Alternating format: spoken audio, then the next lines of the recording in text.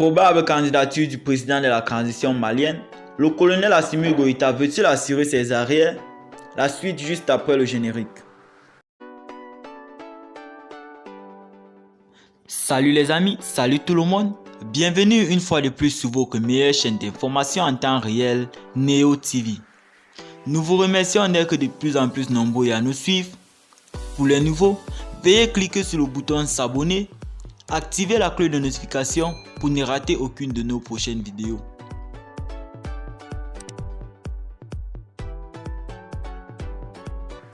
Après avoir taillé à sa mesure la loi électorale, qui autorise désormais un militaire qui souhaite se présenter aux élections de démissionner quelques mois seulement avant le scrutin, il ne fait plus l'ombre d'aucun doute que le président de la transition a des ambitions présidentielles. Le colonel Assimi Goïta, de peur de ne pas être rattrapé par son désormais tumultueux passé et pour protéger ses arrières après la transition, va vouloir s'accrocher contre vent et marée au pouvoir en se faisant élire. Il n'attend pas lâcher laisse le pouvoir. Assimi Goïta mesure-t-il toutes les conséquences de sa candidature?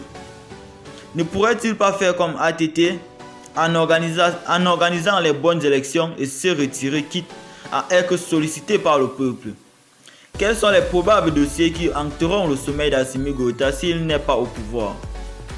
Les signes avant-courus d'une probable candidature du colonel Assimi Goïta, président de la transition, sont clairement visibles.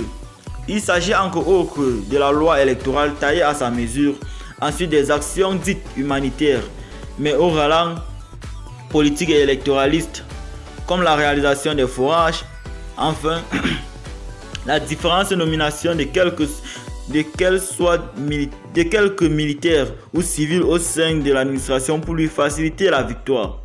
En effet, cette candidature, loin d'être une ambition pour le Mali ou de réaliser un quelconque projet de société, est simplement une réponse à un besoin de protection du colonel qui serait rattrapé par son passé, peu reluisant s'il n'était pas au pouvoir.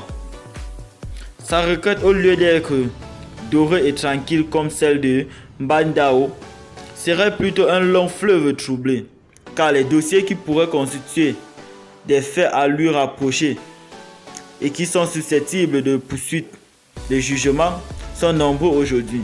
Parmi ceux-ci figure en bonne place l'affaire Souleymane Boubé Maïga, celle du jeune qui a voulu poignarder le président de la transition à la grande mosquée de Bamako et qui est mort dans les conditions suspectes. Et si le nouveau président élu veut chercher les failles dans la gestion de son prédécesseur, fera un audit général. Que dire des actes commis par les femmes sur le terrain que certaines organisations des droits de l'homme qualifient d'exactions?